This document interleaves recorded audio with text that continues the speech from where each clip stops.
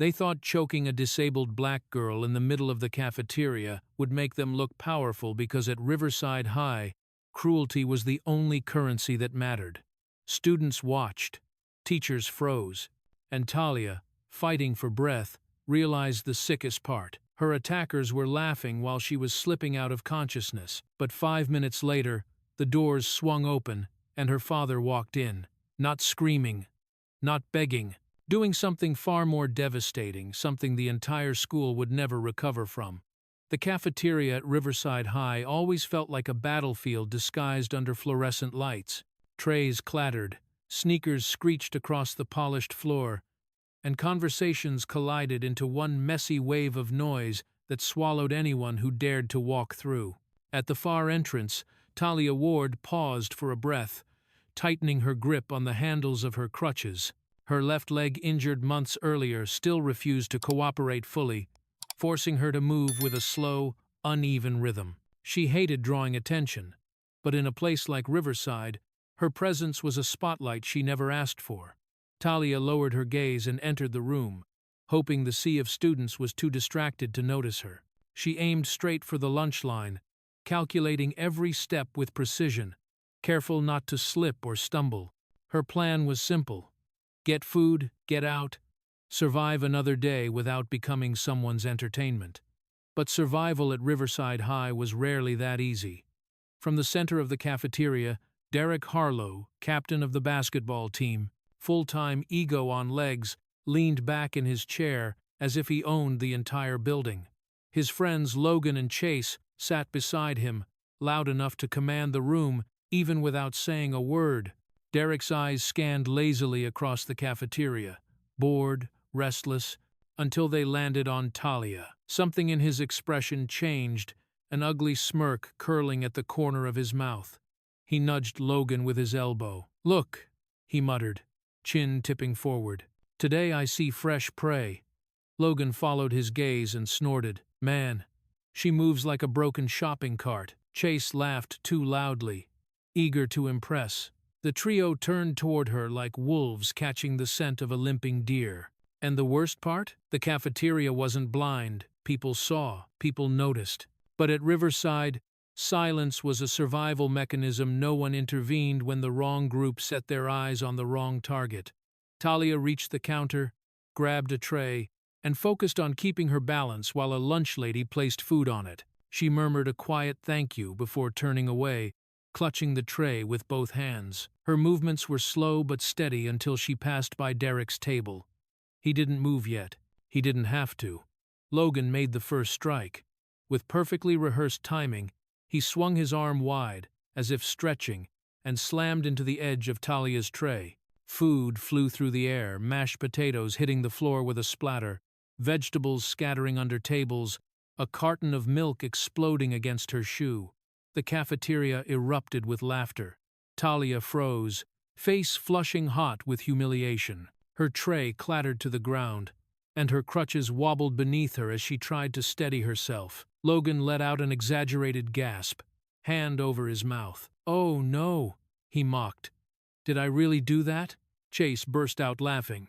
Derek leaned back, arms crossed, watching her crumble with a predator's satisfaction. The room didn't help her. The room enjoyed the show. Talia swallowed hard, blinking back the sting in her eyes. She lowered herself with difficulty, trying to pick up the pieces, the crushed vegetables, the broken carton, the scattered food. Her injured leg throbbed from the shift in balance, but she said nothing. She just wanted the moment to be over. Derek tilted his head slightly, watching her kneel. A slow grin spread across his face, calm, cruel, calculated. "Relax, guys," he said, standing up. That was just the first push. His voice cut through the cafeteria noise like a blade. He stepped forward, too close, his shadow falling over Talia as she picked up the ruined food with trembling hands. The air around them tightened, the laughter fading into a tense, expectant silence. None of them understood yet. This was only the beginning. As Talia struggled to rise, Derek took another step toward her, close enough for her to feel his breath, setting the stage for a far darker turn the cafeteria wasn't prepared for. The cafeteria noise didn't exactly vanish, but it shifted like air tightening before a storm. After Logan sent her tray crashing to the floor, Talia pushed herself upright, gripping her crutches with shaking hands. Her injured leg trembled beneath her as she tried to regain balance. She kept her gaze low, hoping to slip away before Derek decided she was worth more of his time. But Derek Harlow had already made up his mind. He stepped directly into her path, blocking her escape with an almost lazy confidence. Arms crossed, shoulders squared like a wall she had no hope of getting around. His friends flanked him, Logan smirking, Chase bouncing his knee like he was excited for whatever came next. Talia swallowed, heart pounding. She forced herself to stand straighter, even though her hands were trembling. Derek leaned close enough that she could smell the mint gum on his breath. "If walking is that hard for you," he said quietly, venom dripping from every word, "maybe you shouldn't be in school at all." The words hit harder than the shove earlier. A few students gasped. Others lifted their phones, recording. Not one person stepped forward. Talia's throat tightened, but she forced out a shaky, "Please, just let me pass." Her voice sounded too soft, too breakable. Derek's lips curled. "Or what? Are you planning to walk faster?" A ripple of laughter spread around them. Over by the entrance, Mr. Collins, the hall monitor assigned to supervise the cafeteria, finally noticed the commotion. He hesitated, eyes darting between the group of boys and the crowd forming around them. Collins was supposed to be the adult in the room, the authority, but authority meant nothing at Riverside High when money and influence entered the equation. "Stop," Collins called out, but even he didn't sound convinced. His voice cracked slightly, barely carrying over the laughter. Derek didn't even glance at him. Talia tightened her grip on her crutches, trying to move around him. Derek stepped to the side, mirroring her movement perfectly like a predator herding prey. "Where do you think you're going?" he muttered. A few students shifted uncomfortably but remained rooted in place, phones up, filming, because recording was easy. Helping was not. From behind Derek, Chase suddenly moved. It happened faster than Talia could react. He lunged forward, grabbed one of her crutches, and yanked it out of her grip. "What are you?" "Wait!" Talia cried, stumbling. Chase twirled the crutch in his hand like a trophy, grinning wildly before hurling it across the cafeteria. The metal clattered across a table and fell to the ground on the other side of the room. The cafeteria exploded with laughter, cruel, gleeful, merciless. Talia's remaining crutch buckled. She dropped to one knee, her palms slapping the cold tile to catch herself. Pain shot up her leg so sharply she bit down on her lip to keep from screaming. Someone shouted, "Yo, Chase! 3 points!" Derek's smile grew wider.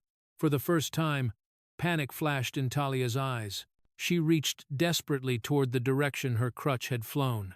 But it was useless, too far. Too many bodies in the way. She wasn't just humiliated now. She was trapped.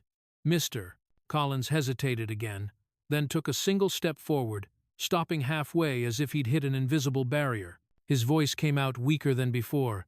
"That's enough, boys. Really, stop." Derek finally looked at him just long enough to show he didn't care, then turned back to Talia. He crouched down in front of her, face inches from hers, voice dropping to a chilling whisper only she in the front row could hear. "You're not going anywhere now, are you?" Talia tried to push herself up with her free hand, but her leg gave out instantly. The realization washed over her like ice. She couldn't stand, couldn't walk, couldn't escape. And Derek saw that fear spark behind her eyes. He loved it.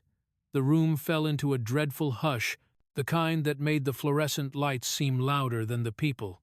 She was completely defenseless. And Derek knew it. He straightened up slowly, eyes never leaving hers, then stepped even closer, his shadow swallowing her whole, as he prepared to do something far worse than anything he had done yet. The cafeteria had turned into an arena, and Talia was trapped at the center of it. With one crutch gone and her balance shattered, she tried to push herself up on shaking arms. The polished tile floor felt cold under her palms, and her injured leg buckled every time she tried to shift her weight. Derek stood above her like a shadow that had grown teeth, "Stand up," he sneered. "Oh, wait, you can't." Laughter rippled around him, sharp and eager. Logan puffed out his chest, basking in the chaos. Chase grinned like this was the best entertainment he'd had in weeks. Phones lifted higher. Red recording lights flickered across Talia's vision like mocking stars. She forced herself onto one knee, jaw clenched. "Please, just stop," she whispered. Derek didn't like that answer. With a sudden burst of force, he shoved her shoulder hard. Talia crashed backward onto a table behind her, knocking over plates and silverware. Pain shot through her ribs. The sound echoed through the cafeteria, and students gasped. Though none stepped forward, someone muttered, "Dude." That was too much. But their voice was swallowed by the sea of silence. Derek leaned over Talia as she struggled to sit up, his expression shifting from amusement to pure cruelty. "What's wrong?" he mocked. "Your busted leg not working? Or your brain?" A few students flinched, but still nobody intervened. Derek wasn't finished. He lowered his voice, but made sure everyone around them heard every word. "Should have known better than to let someone like you into Riverside. This isn't charity." The words landed heavier than the shove. Racist. Sharp. Intentional. Talia's hands curled into fists, nails digging into her palms. Her breath hitched, but she refused to cry in front of them. Mr. Collins, trapped behind the cluster of students, pushed desperately through. "Move! Let me through! Move!" But the crowd was too dense, too chaotic. Someone's backpack hit him in the chest. He stumbled backward, unable to get close enough. "Derek, stop this right now," Collins barked. But his voice didn't carry authority, just fear. Derek ignored him entirely. He grabbed Talia by the front of her shirt and yanked her upright, her feet dragged uselessly on the floor, her leg giving out instantly. She cried out in pain, but Derek slammed her back against the wall, pinning her with the weight of his forearm. Gasps erupted. The air became suffocating. Her breath came out in ragged, short bursts as Derek leaned in, face twisted with sadistic delight. "Say you don't belong here," he demanded. "Say it." Talia choked on fear and pain, barely able to speak. I can't." "You can." Derek pressed her harder into the wall. "Say it louder." Students looked at each other, horrified, but still frozen. Not because they didn't care, because Derek was the kind of boy nobody dared challenge. Then, out of nowhere, Maya stepped forward. A petite girl with trembling hands but determined eyes. She shoved through the circle of bodies and shouted, "Leave her alone, Derek. Are you insane?" For a brief moment, hope flickered in Talia's chest, but it died just as quickly. Logan moved faster than anyone expected. He stepped directly into Maya's path, towering over her. His voice dropped to a chilling low. "Back up.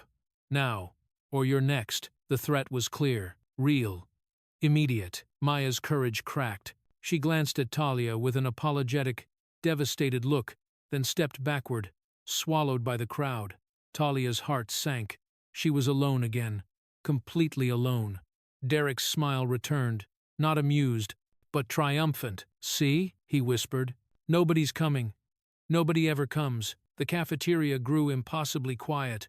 The fluorescent lights hummed above them. The cameras kept recording.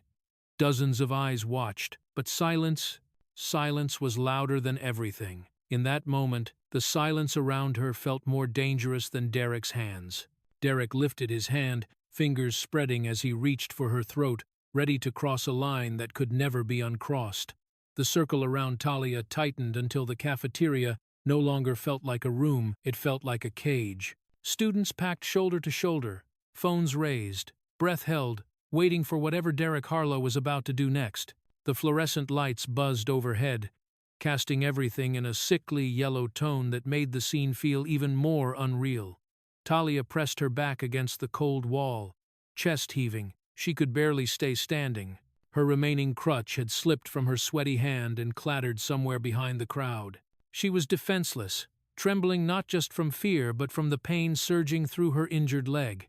Derek watched her struggle with an expression that chilled her to the bone. "Look at you," he murmured. "Pathetic. Then he lifted his hand. Talia barely had time to inhale before his fingers closed around her throat. The force was immediate, brutal. His thumb pressed into the soft part of her windpipe, cutting off her airflow with terrifying precision. Her eyes flew wide. She grabbed at his wrist, trying to pull it away, but she had no leverage, no strength. Air vanished. Her breath collapsed into a series of broken, desperate gasps. A collective gasp rippled through the crowd. "Derek! Stop, man! That's too far!" someone shouted. But the protest only fed him. Logan and Chase exchanged excited looks, like spectators at a show that had suddenly become more thrilling. The twisted satisfaction on their faces made everything feel darker, more dangerous. Talia's knees buckled, and Derek shoved her harder into the wall to hold her upright. Her nails scratched desperately at his skin, but he didn't flinch. His grip tightened, her vision blurred. She tried to speak, to beg, but the pressure silenced everything. Her throat convulsed, but no sound came out. A burning sensation spread from her chest up to her temples, pounding like a warning drum. Maya screamed, "Someone help her!" But fear glued her feet to the floor. Phones kept recording. Some students were horrified, others were frozen. A few too few looked like they wanted to step in but didn't, because standing up to Derek meant becoming the next target, and at Riverside High, survival meant silence. Mr. Collins pushed forward again, shoving against the wall of bodies separating him from the attack. "Move!" he shouted. "Let me through!" His voice cracked with genuine panic this time. But a backpack swung into his side. Someone stumbled into him. Another pushed back to avoid dropping their phone. In the mess, Collins tripped over someone's foot and went down hard, hitting the floor with a painful thud. He groaned, struggling to rise, but the crowd kept shifting above him, blocking his path. He was powerless, trapped below the very students he was supposed to supervise. Meanwhile, Talia's body went limp for a moment. Her hands slipped off Derek's wrist and dangled uselessly at her sides. Her vision tunneled into a narrow black circle. The world pulsed in and out like a dying star. Logan's voice pierced through the chaos. "Hey, Derek! She's turning purple!" But Derek didn't let go. The cafeteria air grew heavy, suffocating, terrifyingly still. And then came the plot twist. Across the circle, one student held their phone higher than the rest, not recording, but live streaming. The red live icon glowed bright on the screen. Comments began to flood in, emojis filling the display. The account had thousands of followers. Talia wasn't just being attacked in front of the cafeteria. She was being attacked in front of the entire internet. Her head rolled to the side, eyes half closed, consciousness flickered. Someone whispered, voice trembling, "She's about to faint." Another student, Milo, felt something snap inside him. Watching her fade out, watching everyone stand frozen, watching a life drain away in real time. It was too much. He dropped his phone. Then he ran, shoving past bodies, sprinting toward the cafeteria doors, tears stinging his eyes because he knew exactly who to find. Milo burst into the hallway, racing as fast as he could toward the one person who wouldn't freeze, wouldn't hesitate, and wouldn't let Talia die. Her father. Milo didn't remember deciding to run. His legs simply reacted pure instinct, pure panic propelling him forward the moment he saw Talia's body go slack under Derek's chokehold. His vision blurred with tears as he shoved his way through the cafeteria doors, the echo of chaos following him out into the hallway like a haunting scream. His chest burned. His breath came in sharp, broken bursts. But he didn't stop. Talia didn't have time for him to stop. The hallway outside the cafeteria was a shocking contrast, quiet, almost peaceful, yet Milo felt as if the world was shaking under his feet. He sprinted past lockers, rounding the corner so fast his shoes skidded. He slammed into the door of the security office with both palms. Inside, Officer Ramirez sat at the desk, sipping coffee and watching the monitors. The glow of the screens lit up his face, relaxed, unconcerned, completely unaware of what was happening a few feet away. Milo burst in, voice cracking with desperation. "Officer Ramirez!" he screamed. They're choking Talia. You have to do something. Right now. The coffee cup nearly slipped from Ramirez's hand. He stood abruptly, alarm flashing across his face. What? Slow down, who's choking who? He demanded. Milo couldn't slow down, not when every second felt like a countdown to death.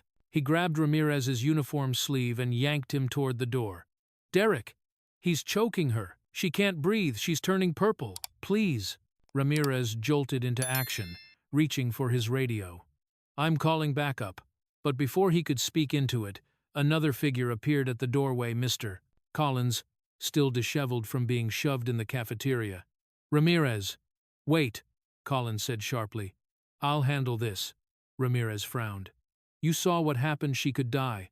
But Collins shook his head, lowering his voice as though sharing a secret Milo wasn't supposed to hear.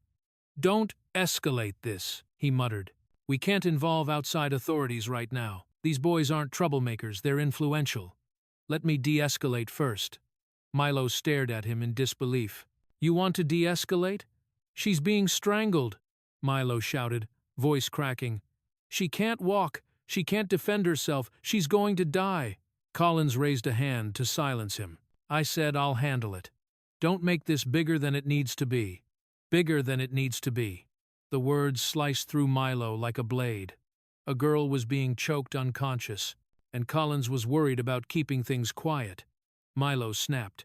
No, he growled, stepping back, something hard and furious igniting inside him. He lunged forward.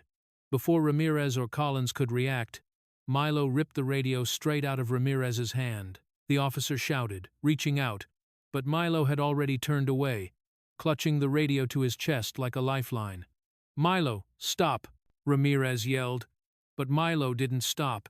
He hit the button, his voice shook, but his resolve didn't. This is Milo Thompson, someone help. Derek Harlow is choking Talia Ward in the cafeteria. She's unconscious, she needs help now. Ramirez tried to take the radio back, but Milo twisted out of reach. He pulled out his phone with trembling fingers. There was only one person he trusted to save her. The live stream was still open on his screen. Derek's hand was still at Talia's throat. Her eyes were half closed, her body limp. Milo's vision blurred again, but this time from rage. He opened his contacts, scrolled to the name he had saved months ago during a group project. Marcus Ward, Talia's dad, without hesitation. He hit call. The phone rang once, twice, then connected. Mr. Ward! Milo choked out. It's Talia. She's in danger, someone is choking her. Right now, this is the live stream. Please, please do something. He sent the video. His breath trembled as he whispered, You're the only one who will not let them get away with this. And that decision would change everything. Seconds later, miles away, Marcus Ward's phone buzzed in his hand, and the storm that Riverside High had never seen before was about to break open. The late afternoon sun cast long shadows across the school's parking lot as Marcus Ward stepped out of his truck, a folder tucked under his arm. He hadn't planned to stay long, just drop off paperwork for the administration and head back to work. His mind was still caught in the quiet rhythm of the station. Still half on the crew he supervised as a retired firefighter turned safety consultant. But the moment his phone buzzed in his pocket, everything shifted. He paused beside his truck, brow furrowing at the unknown number, Milo's number. He didn't think much of it until he heard the shaking breath on the other end. Mr. Ward, please, she needs you. Look, just look. Then came the notification. A live stream. Marcus tapped it, and the world stopped. The screen filled with chaos, shouts, shadows, movement, and then the image sharpened to reveal it. Derek Harlow's hand wrapped around Talia's throat. Marcus's face changed in 3 chilling stages: shock, silence, and then a stillness so cold it bordered on lethal. His jaw tightened. A single muscle jumped in his cheek. His fingers clenched the phone so hard the case creaked. Talia, he whispered, but the word came out hollow, strangled, like something inside him had cracked. Milo's voice trembled through the speaker. Sir, she's passing out. Nobody's stopping him. Mr. Collins won't let the officer help. Marcus didn't respond. He didn't need to. His decision had already been made. He closed the truck door with a measured click. That eerie calm still settled over him like armor. Then he began walking toward the school, not running, not panicking, but moving with long, controlled strides. A storm wearing human skin. By the time he reached the doors, Officer Ramirez was rushing toward him, panic in his eyes. "Mr. Ward!" "Stop, listen, there's a situation inside." Marcus didn't slow. "I'm aware," he said, his voice dangerously level. Ramirez grabbed his arm on instinct. "Sir, you can't just—" Marcus turned. The look he gave Ramirez froze the officer in place. "If you touch me again," Marcus said quietly, "you will have to explain to the state why you restrained the father of a disabled minor while she was being strangled." Ramirez's hand dropped instantly. Marcus continued walking. Each step felt heavier, sharper, fueled by a rage he kept tightly leashed but barely. He lifted his phone again and hit a number he had memorized long before he left the force. The line picked up immediately. 911. "What's your emergency?" "This is Marcus Ward," he said. "I am reporting an active assault on a disabled minor at Riverside High School. My daughter is being choked unconscious by another student. I need emergency services on site immediately. Prepare child protection intervention." There was a pause on the line, brief but telling. "Sir, are you saying—" "I'm saying," Marcus cut in, "this is a felony assault with strangulation, and I am providing digital evidence right now." He forwarded the live stream. "Units are on the way." Marcus ended the call without another word. He wasn't rushing. He didn't need to. The school would shake either way. A few students lingering in the hallway caught sight of him approaching the squared shoulders, the clenched jaw, the fire in his eyes. Their conversations died mid-sentence. A few stepped aside automatically, sensing danger, even if they didn't know why. Marcus reached the cafeteria doors and paused, not out of fear, but to pull in one deep, steady breath, like a man stepping into a burning building, knowing exactly what it will take to come out alive. No one inside the cafeteria had any idea who was about to walk in. They were seconds away from learning. Marcus pushed the doors open, and the atmosphere inside the cafeteria shifted instantly, like the temperature had dropped 10 degrees, and the entire room could feel the weight of the storm walking in. The cafeteria doors slammed open with a force that made several 5 students jump. Conversations died instantly. The phone still recording froze mid-air. Even Derek's hand loosened its grip around Talia's neck, something primal inside him reacting to the presence that had just entered the room. Marcus Ward stepped inside. He didn't shout. He didn't rush. He didn't need to. Silence followed him like a shadow. His eyes locked onto one thing, the sight of his daughter collapsing to her knees, gripping her throat, gasping for whatever air her lungs could manage after Derek released her. His voice came out low, steady, and colder than anything the cafeteria had ever heard. "Let go of my daughter." Derek didn't think he reacted. His hands snapped back instantly, as if scorched by fire. His eyes widened, breath stuttering. He took a full step backward, stumbling slightly. The confidence he flaunted just seconds ago evaporated into thin air. Talia crumpled to the tile floor, wheezing, coughing violently as her body fought for oxygen. Her face was flushed, her neck streaked with red marks. A few horrified students finally rushed toward her, kneeling at her side. Logan, trying to regain control of the situation, stepped in front of Marcus to block his path. Hey, calm down, old man. You can't just—" Marcus lifted his eyes. Just a look, nothing more, but it was enough to freeze Logan mid-sentence. The boy faltered, his bravado collapsing. That stare, sharp, heavy, merciless, belonged to someone who had seen real disaster, real flames, real death. Someone who understood danger because he had been danger. Logan swallowed hard and stepped aside without another word. Chase's phone slipped from his fingers and clattered to the floor. The room felt as if gravity had thickened. Marcus didn't touch Derek, didn't threaten him, didn't lay a finger on anyone. He simply turned to the crowd and said, loud enough for the entire cafeteria to hear, "Every person who recorded this step forward and hand over your video." A ripple of confusion swept through the room. Marcus's tone didn't rise, but it sharpened, slicing through the tension. "And if you witness this attack, you will give your statement." "Now." Derek stared, stunned. You can't tell them what to cold?" Marcus cut him a look so cold, Derek's voice died in his throat. Officer Ramirez finally forced his way inside, panting, face flushed. "Mr. Ward, I'm here now. Let me handle." Marcus held up a single hand, silencing him. Then he spoke louder, voice steady as a verdict. "From this moment on, this is a crime scene. This cafeteria is now a crime scene." Gasps sliced through the room. A few students dropped their phones. Someone whispered, "He's serious. Oh my God." Derek staggered backward. "Crime scene? What are you talking about?" It was just a joke." Marcus didn't even look at him. "You strangled a disabled minor," he said calmly, "in front of 50 witnesses, on camera." The words hit Derek like a punch. No one laughed now. No one filmed. No one moved. A heavy, terrified stillness washed over the cafeteria. Logan whispered to Chase, voice trembling, "Dude, we're screwed." Officer Ramirez swallowed. He knew everything had changed the moment Marcus walked in. This wasn't going to be brushed aside, not negotiated, not softened. This was going to court. Marcus knelt beside Talia, placing a steady hand on her back as she struggled to breathe. His face softened for a moment only for her. Then he rose again, towering over Derek, Logan, and Chase, and the calm in his voice was even more dangerous than anger. "I'm not done. I've so." Dee paused.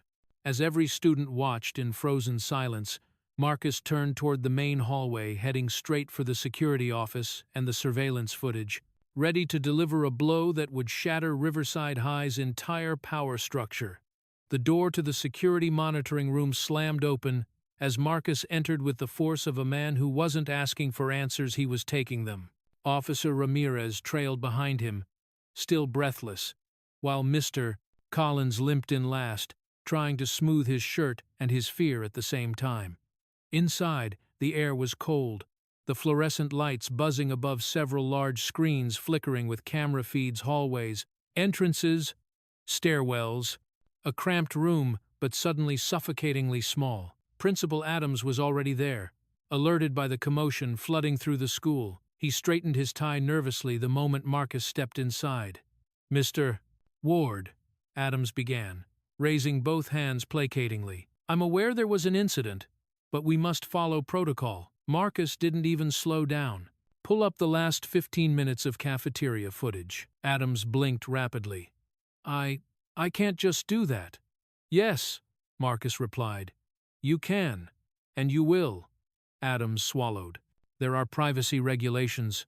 We can't show footage to unauthorized individuals." Marcus turned to face him fully. The air temperature seemed to drop 10 degrees. "Privacy regulations?" he repeated slowly, like tasting the words. "You think I care about your paperwork while my daughter was nearly strangled to death in your cafeteria?" Adams stepped back instinctively. "Mr. Ward, please." Marcus cut him off, voice low and deadly calm. "Obstructing evidence in an assault case against a minor is a federal crime. Obstructing evidence in an assault on a minor is a federal crime." Silence fell so sharply it felt like the room itself recoiled. Officer Ramirez shifted awkwardly, murmuring under his breath, "He's right." Collins's face turned white. Adams opened his mouth, closed it again, and then exhaled in defeat. "Fine," he muttered, turning to the computer. "We'll pull it up." With trembling fingers, he clicked through the files until the cafeteria feed appeared on the largest screen. The grainy footage began to play. Students crowding, Derek stepping forward, Logan knocking away the tray, Talia falling. The chokehold. The moment she went limp, Marcus's hands clenched at his sides, but his expression didn't break. He absorbed every second, every brutal detail, like he was engraving it into steel. Then, the moment that changed everything appeared. Collins standing in the background, staring directly at the attack, and doing absolutely nothing. Adams swallowed hard, "Mr. Collins, you saw this?" Collins stammered. I was going to step in, but the crowd You watched," Marcus said quietly. "You watched my daughter get strangled." Collins's mouth hung open, words lost. Adams wiped sweat from his forehead. The weight of what he was seeing, what he had allowed, finally settled on him. Marcus stepped closer to him, voice still controlled, but sharp as a blade. This wasn't just an assault. He pointed to the screen. This was a failure to protect a disabled student. Negligence, at best. Criminal negligence, at worst. Adams's knees visibly weakened. Marcus continued, relentless. "And I'm filing charges against Derek Harlow, against your staff." He stared directly into Adams's panicked eyes. "And against Riverside High for allowing this to happen." A tremor ran through the principal's shoulders. His breath hitched as reality hit him like a physical blow. For the first time, the man looked genuinely afraid. His voice cracked. "Mr. Ward, please, let's not escalate." "This is already escalated," Marcus replied. The room seemed to shrink under the weight of the truth displayed on the screen. Then, suddenly, heavy boots thundered down the hallway. Red and blue lights flashed across the glass window. Officer Ramirez turned toward the door. "They're here!" Adams paled. "Who's here?" Ramirez looked at him grimly. "The city police." And in that moment, every person in that room realized whatever control the school thought it still had was gone. As the door swung open and uniformed officers stepped inside, Riverside High crossed a line it could never step back from. The echo of heavy footsteps filled the hallway before the officers even appeared. Students pressed against the walls, whispering in panic, phones out, recording every second. And then 3 city police officers rounded the corner, dark uniforms sharp against the pale school tiles, hands resting near their belts as they approached the cafeteria. The moment they stepped inside, the atmosphere snapped into silence. The officers scanned the room, overturned trays, scattered food, pale-faced students, and Talia still sitting on the floor, catching shallow breaths, while a trembling classmate kept an arm around her shoulders. Marcus stood in the center of it all, steady, cold, immovable. The lead officer approached him. "You're the one who called this in?" "Yes," Marcus said. "I have evidence, multiple angles." Without a word, he handed over his phone. Officer Ramirez rushed to offer additional footage, and Principal Adams hovered nearby, shaking so hard his tie trembled. The officers huddled around the screens, watching the recording, Derek's hand closing around Talia's throat, her body weakening, Logan and Chase egging him on, students watching helplessly. One officer muttered, "Jesus Christ," another whispered, "She nearly passed out." Marcus folded his arms. She did. The officers exchanged a grim look before turning toward the center of the cafeteria toward Derek. Derek, for the first time since the incident began, looked genuinely frightened. His posture stiffened. His eyes darted between the officers and his friends. "Hey, this is blown way out of proportion," he said quickly, voice shaking. It was a joke. Just a joke." The lead officer walked toward him with slow, deliberate steps. "A joke?" he repeated flatly. "You call cutting off someone's airway a joke?" Derek swallowed hard. I wasn't trying to kill her." The officer cut him off. "Strangulation is never a joke. In this state, it's categorized as felony assault." Students gasped. Several phones zoomed in. Chase took a step back. Logan's face drained of blood. Principal Adams tried to interject. "Officers, perhaps we can handle this internally." "No," Marcus said sharply. "You had your chance." The officer nodded, then pulled a folded document from his pocket. "Derek Harlow," he said clearly, "you are being detained for assault with strangulation against a disabled minor." The cafeteria erupted. "What? No way. Bro, he's getting arrested? Oh my God, this is real." Derek stumbled backward as the officer approached. "Wait, no, don't, this is insane. I didn't mean to. Put your hands behind your back," the officer ordered. Derek hesitated for half a second, long enough for the room to hold its breath, before finally doing what he was told. The metallic click of handcuffs echoed like a gunshot through the cafeteria. Students stared in disbelief as the school's untouchable golden boy was restrained in front of everyone, friends, teachers, the entire student body. One kid whispered, "He thought he was invincible." Another whispered back, "Not anymore." Logan's mouth opened and closed like he wanted to say something, but no words came out. Chase's phone dropped from his trembling hand and clattered to the floor. Marcus didn't flinch. He watched calmly, with a chilling composure, hands folded behind his back like a man who had seen justice served before, but never so personally. As the officers began escorting Derek toward the hallway, the lead officer paused beside Marcus. "We'll need all videos, statements, and copies of the footage," he said. "You'll have them within the hour," Marcus replied. For a brief moment, the officer gave him a respectful nod. They both knew this case was far from over, but the first step had been taken. The cafeteria buzzed with disbelief. Derek Harlow, arrested, in handcuffs, hauled out like a criminal? Nobody had ever imagined seeing it happen, but what they didn't know was that Marcus wasn't finished, not even close. He had one final move that would leave the entire school system shaking. Before the officers exited the cafeteria, Marcus turned toward Principal Adams and delivered a declaration that would escalate everything to a level Riverside High had never been prepared for. The atmosphere inside Principal Adams's office was nothing like the cafeteria. No shouting students, no chaos, no phones held high, just quiet, cold, suffocating quiet. Adams stood behind his desk, trembling fingers smoothing down his tie, again and again. Officer Ramirez lingered by the door, unsure whether he was there to support the school or to protect Marcus from the school or the school from Marcus. Marcus Ward stood in the center of the room, shoulders squared, arms folded. His presence filled the room like pressure from a storm system.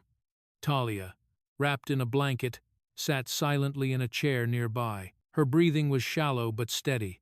Every time she winced, Marcus's jaw tightened. Adams cleared his throat. "Mr. Ward, please understand. The school never intended for anything like this to happen. We're all devastated." Marcus cut him off with a single look. "I'm filing charges," he said, voice calm but carrying the weight of law. "Against Derek Harlow, against the staff who allowed this, and against Riverside High School for failing to protect a disabled student." Adams blanched. "Sir, wait, please, let's not escalate. We can resolve this internally. We can suspend Derek, offer counseling, adjust safety protocols." Marcus stepped closer. "Resolve it internally?" he repeated, tone sharp as glass. "That boy strangled my daughter, and your staff watched." Adams opened his mouth, no sound coming out. The office phone rang. Adams scrambled to answer it. "Yes, I'm here." "The superintendent?" "Oh, yes. Yes, sir. One moment." He turned to Marcus. "The district's attorney wants to speak with you. They want to avoid litigation. They say we can negotiate compensation." Marcus took the phone, but didn't bring it to his ear yet. Instead, he crouched beside Talia, brushing a careful hand over her shoulder. Her eyes lifted to his fragile, tired, scared. Marcus spoke softly, but every word hit the room with the force of a hammer. "If I stay silent, how many more kids will be strangled like you?" Talia blinked, and tears slid down her cheeks. Ramirez swallowed hard. Adams lowered his gaze. Only then did Marcus raise the phone. "This is Marcus Ward," he said. "And you can tell the superintendent I'm not settling. I am filing formal charges." Today, there was a stunned pause on the other end. "Mr. Ward, if this goes public, the district—" "Oh, it will," Marcus said. "In fact, I've already made sure of it." He ended the call. Adams stared at him. "What? What do you mean you've made sure?" Marcus slipped his phone out of his pocket and set it on the desk. Calm, controlled, deadly. "I forwarded all the footage," he said, "to the local media office 10 minutes ago." Adams staggered backward as if struck. "You what?" Marcus nodded once. "They're airing it on the 6 o'clock news." Ramirez exhaled sharply. "Oh my God!" Talia covered her mouth in shock. A murmur of panic radiated through the hallway outside the teachers had heard. Word spread like wildfire. Adams looked like the ground had been ripped out from under him. "You've just destroyed this school," he whispered. Marcus stepped forward, eyes cold and unwavering. "No," he said. "Your school destroyed itself the moment it let my daughter choke on that cafeteria floor." And just like that, Riverside High wasn't just a local problem anymore, it was a national scandal in the making. From here, everything spiraled into consequences, public outrage, investigations, and fallout no one could escape. By late afternoon, Riverside High no longer looked like a school. It looked like a crime scene wrapped inside a media circus.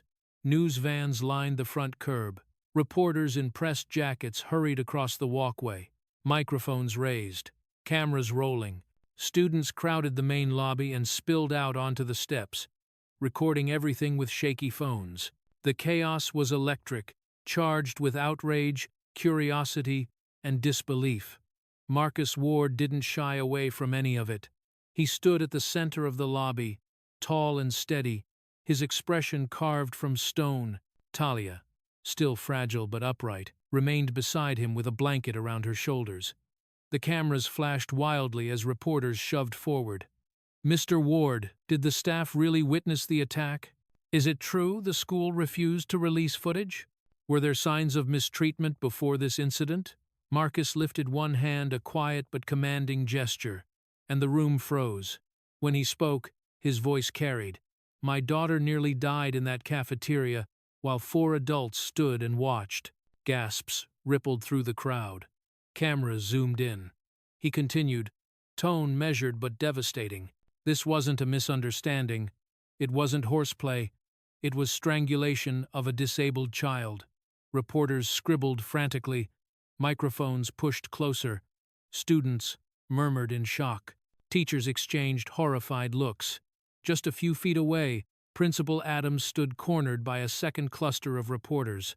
Sweat pooled at his temples as questions bombarded him from every direction. Why didn't the school intervene? Did staff ignore district policy? Is it true Riverside has a history of protecting wealthy students? What disciplinary action will be taken against administrators? Adams stumbled over his words. We take student safety very seriously. This is an isolated, incident." A reporter cut him off sharply. "Isolated?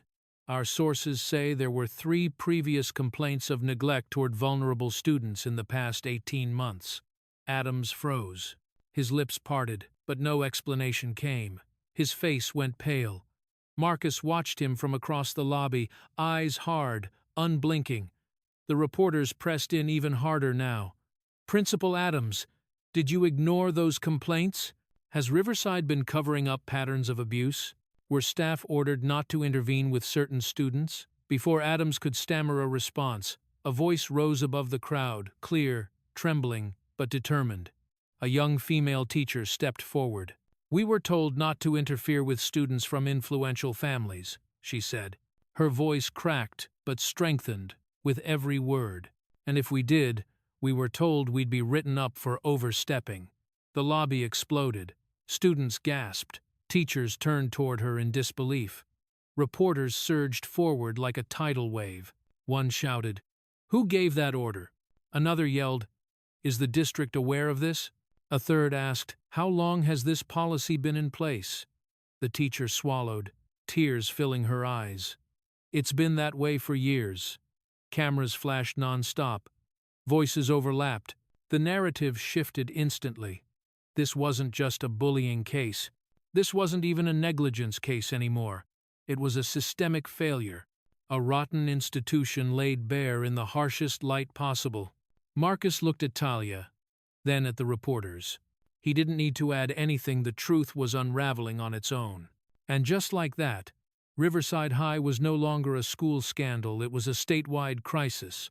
With outrage exploding across social media and pressure mounting, the district had no choice but to call an emergency hearing the very next morning. The Harlow residents, usually glowing with the warmth and polish of wealth, felt different that night. Tense, Hushed. A house holding its breath. In the dining room, the chandelier cast fractured light across the polished table where Derek sat, shoulders hunched, face streaked with dried tears. His mother, Evelyn, paced in tight circles, clutching her phone with white knuckles. His father, Bradford Harlow, a man whose name carried weight in boardrooms across the state, stood rigid near the window, jaw clenched so hard the muscles twitched. The front-page headlines were already circulating online. Riverside student arrested for strangulation of disabled girl. And Derek's face was everywhere. Evelyn slammed her phone down. "Derek, what were you thinking? How could you do something like this?" Derek buried his face in his hands. "I didn't mean for it to go that far. Everyone does stuff like that on the team. I just wanted to look tough." Bradford spun around, fury cracking through the mask of control he usually wore. "Are you hearing yourself? Everyone does it? You put your hands around a girl's throat. A disabled girl." Derek flinched. Evelyn's voice trembled.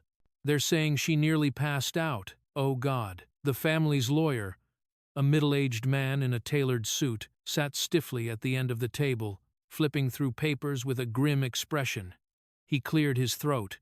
"I need to be honest with all of you. The charge is assault with strangulation. That's classified as a felony.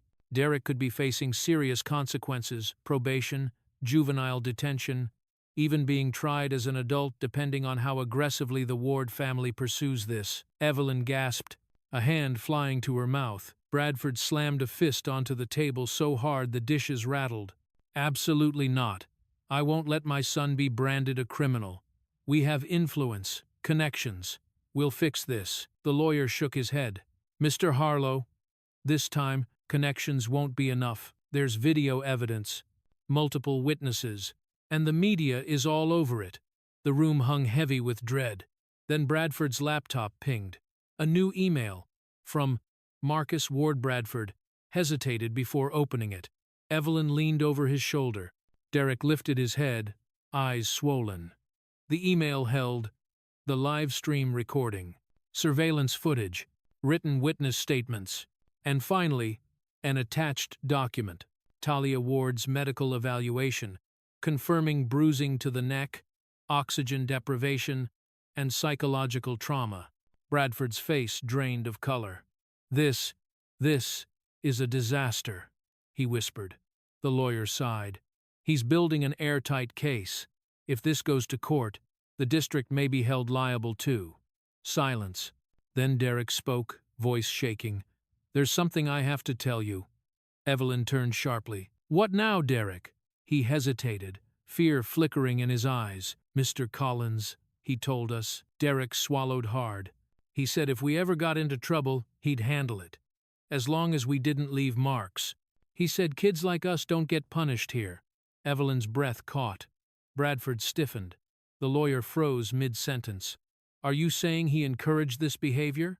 Derek wiped his eyes. "He said we were too valuable to get detention. Everyone on the team knows. He covers for us." A stunned silence gripped the room. Bradford sat heavily in his chair, the truth crashing over him like an avalanche. They hadn't just failed to control their son, the school had been enabling him. Evelyn whispered, horrified, "All these years, Collins protected you?" Derek nodded weakly. "He said he'd take care of things. He always did." The lawyer closed his folder with a sharp snap. "This changes everything, and it's going to be explosive at the hearing tomorrow." Evelyn and Bradford exchanged a terrified look, finally realizing that their son wasn't just in trouble. He was part of a system built to protect boys like him, and that system was about to burn. And when Marcus learned this truth, he would use it as a weapon, turning the upcoming district hearing into a reckoning Riverside High could never escape. The room at Mercy Hill Hospital was dim and quiet, lit only by a soft bedside lamp and the rhythmic pulse of the heart monitor. Outside the window, the city lights flickered against the night sky, casting a gentle glow across the sterile floor. Talia stirred. Her eyelids fluttered open slowly, as if dragging the weight of the day with them. Every breath she took was shallow, a faint ache pulsing at the base of her throat. She blinked, confused, until the room came into focus, white sheets, the scent of antiseptic, the IV tubing taped to her wrist, and then she saw him. Marcus sat beside her, elbows resting on his knees, his hands covering his mouth. The moment her fingers twitched, he looked up. His eyes, usually sharp, controlled, were rimmed with red. "Dad," she whispered, her voice thin and raspy. He instantly reached for her hand. "I'm here, baby. I'm right here." She tried to sit up, but winced, choking on a soft cry. Marcus gently eased her back onto the pillow, brushing her hair away from her forehead. For a few seconds, neither of them spoke. Talia's eyes pooled with tears, slow at first, then spilling over uncontrollably. "I'm sorry," she choked out. I should have walked away faster. I should have." Marcus's expression shattered into something raw and pained. "No," he said, voice thick. He leaned forward, gathering her into a careful embrace. "Don't you ever apologize for what someone else chose to do to you." Talia's sobs shook her fragile frame. Marcus tightened his grip, one hand cradling the back of her head. "You hear me?" he whispered. "It is never your fault when someone chooses violence. Never." The door opened quietly, and Dr. Hall stepped in, clipboard in hand. She offered a gentle smile. "I see she's awake," the doctor said softly. Marcus reluctantly released his daughter, wiping her tears with his thumb. "How is she?" he asked. Dr. Hall sighed, professional but compassionate. "Her throat shows significant bruising. There was oxygen deprivation, which caused the fainting. She'll recover physically with rest, but the psychological stress—" She paused. "All of this is well documented. And yes, this is more than enough medical evidence to support felony prosecution." Marcus nodded once, jaw tightening with renewed resolve. Talia looked away, embarrassed. "Everyone saw," she whispered. Dr. Hall placed a hand on her shoulder. "And now everyone will see what justice looks like." The door cracked open again. This time, a small, anxious face peeked inside. "Milo," Talia whispered. The boy stepped in, hat in his hands, guilt written across every inch of him. I'm sorry," he said. "I should have done more." Marcus shook his head. "You did everything. You saved her." Milo swallowed, then reached into his pocket and pulled out a small USB drive. His hands shook as he held it out to Marcus. I have something," he whispered. "A video. From last week." Marcus frowned. "What kind of video?" Milo lowered his voice to a whisper. "Collins, he was talking to Derek and the others. He told them, 'Go ahead. Rough the kids up if you want. Just don't leave marks.'" The room fell silent. Marcus slowly took the USB, staring at it like it was a detonator. This wasn't just evidence. This was the smoking gun. "Where did you?" Marcus began. "I recorded it on accident," Milo said. "I wasn't going to tell anyone, but after today, I had to." Marcus closed his hand around the USB, exhaling a long, steady breath. "Thank you," he said, voice raw with gratitude. "You have no idea what this means. Because this tiny piece of plastic could dismantle the entire corrupt structure propping up Riverside High." Marcus stood, kissed Talia's forehead, and slipped the USB into his jacket, already preparing to deliver it at the emergency district hearing the next morning. The Riverside District boardroom had never been this crowded. Before the meeting even began, the hallway outside buzzed with low, angry murmurs. Parents, teachers, reporters, and even students crammed into rows of chairs, lining the walls, standing shoulder to shoulder. Cameras flashed, notebooks opened. Tension clung to the air like static. At the front of the room, beneath the gleaming district seal, sat the 7 members of the Riverside School Board, stern, expressionless, already bracing themselves for the storm. Marcus Ward stepped into the room with the quiet command of a man who didn't need a badge to influence a room. He placed a folder and a small USB drive onto the presentation table. Principal Adams sat several chairs away, sweating through his suit. "Mr." Collins stared at his clasped hands, jaw twitching as though his entire body was trying not to shake. A board member cleared her throat. "Mr. Ward, the floor is yours." Marcus pressed a button, projecting the cafeteria footage onto the large screen. Gasps rippled instantly. Derek's hand around Talia's throat, her legs buckling, the crowd watching, her body going limp. A mother in the audience covered her mouth. A teacher burst into tears. Students shifted uncomfortably, some shaking their heads in disbelief. Then came the next file, Milo's statement. The timeline, every witness confession, and finally the USB. Marcus inserted it calmly. The speakers crackled. Then the audio began to play. Collins's voice. Clear, undeniable. If you boys want to rough people up, fine. Just don't leave marks. I'll take care of the rest. The room erupted. Parents shouted. Teachers cursed under their breath. Reporters scrambled to capture every second. Collins shot to his feet, face bright red. That audio is taken out of context. I wasn't, but a board member slammed down her gavel. Sit down.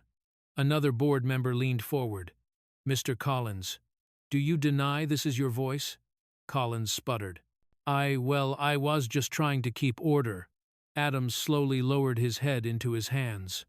Marcus folded his arms, quiet. He didn't need to say anything. The evidence spoke louder than he ever could. A board member turned to the audience. After reviewing the footage, audio files, statements, and medical reports, the council will now vote on disciplinary action. 7 hands lifted. Unanimous. The verdict hit the room like thunder. Mr. Collins, you are terminated effective immediately. Principal Adams, you are placed on indefinite suspension pending further investigation. The Riverside basketball program is hereby dissolved. End quote. Riverside High will be placed under federal oversight for student safety and administrative reform. Chaos followed. Parents cheered. Others cried. Some shouted for more accountability. Adams sank into his seat. Collins slumped forward, defeated. The corrupt foundation of Riverside High cracked open and collapsed in front of everyone. But the plot twist wasn't over. One of the board members leaned forward, speaking into the microphone. After today's events, it's clear our district needs help rebuilding trust. I propose we appoint Mr. Marcus Ward as a safety advisor for the entire school system. Whispers swept through the crowd. Marcus? Talia's dad? He'd actually fix things. Even the board seemed surprised by the suggestion but not opposed. Marcus blinked, taken aback for the first time since the incident began. He hadn't come seeking power. He had come seeking justice. But justice had opened another door. The board chair nodded. We'll schedule a formal vote next week. Marcus didn't come to destroy Riverside High. He came to rebuild what it failed to protect.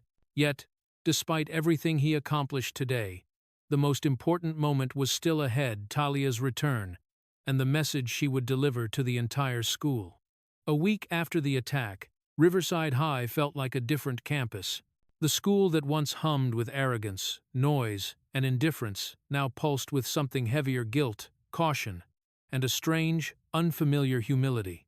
Posters about safety hung in hallways. Teachers stood at their posts instead of scrolling their phones. Students whispered instead of laughing too loudly. And then the whispers stopped altogether. Because Talia Ward had walked through the front gate, she moved slowly, supported by her crutches, but her posture was straight, her chin lifted, her eyes bright with a determination no one had ever seen before. The breeze caught the ends of her hair as she stepped onto the courtyard, and a hush fell across the entire lawn. Students nudged one another. Teachers stiffened. A few freshmen stared as though witnessing something historic. Talia paused for a moment, taking in the hall where she nearly died. The wall where Derek pinned her still held a small dent. The tiles she collapsed on gleamed slightly darker where new ones had been installed. But she didn't flinch. If anything, she walked taller. Marcus kept a quiet distance behind her, not hovering, not shielding, just present, just proud. Maya ran up first, throwing her arms gently around Talia to avoid hurting her. "I'm so glad you're back," Maya whispered. Talia smiled. "Me too." A few students approached apologetically, some with shaky voices, some unable to look her in the eyes. "I'm sorry, I didn't help. I froze. I should have done something. I was scared, but that doesn't make it okay." Talia nodded graciously but didn't say much. She understood fear, but she also knew silence was a choice. Milo approached last, hands shoved in his pockets, cheeks red. "Hey," he said softly. "You look stronger." She nudged him with her elbow. "It's because of you." He shook his head. "I didn't save you. You did," she said firmly. Before he could argue, the intercom crackled overhead. "All students, please report to the auditorium for a special assembly." The crowd shifted, murmuring. Talia breathed in deeply. She knew this moment was coming. The auditorium.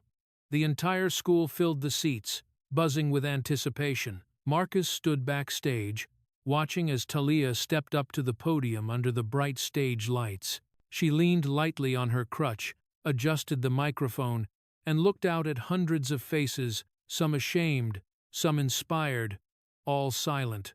Her voice, though still a little hoarse, carried through the room with surprising force.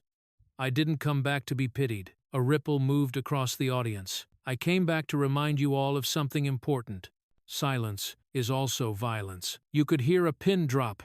Talia continued, eyes steady. "When you see someone being hurt and you do nothing, you're helping the people doing the hurting. Courage isn't about fighting, it's about speaking up when others won't." Several teachers lowered their heads.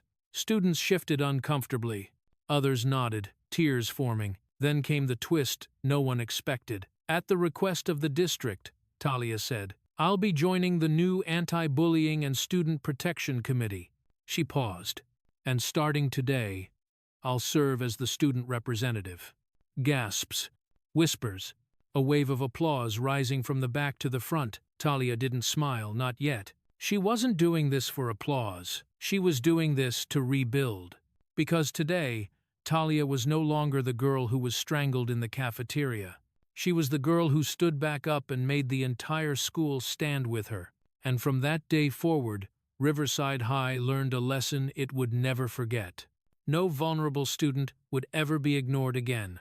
And that's how one quiet girl and one fearless father exposed an entire system built on silence, privilege, and power. Talia didn't just survive, she transformed Riverside High forever. The bullies fell. The school collapsed under the weight of its own corruption. And a new chapter began because one man refused to let his daughter become another headline. Now I want to hear from you. What part of this story shocked you the most? Drop your thoughts in the comments, let's talk about it. If this story pulled you in, don't forget to like, share, and subscribe. Your support keeps these powerful stories alive.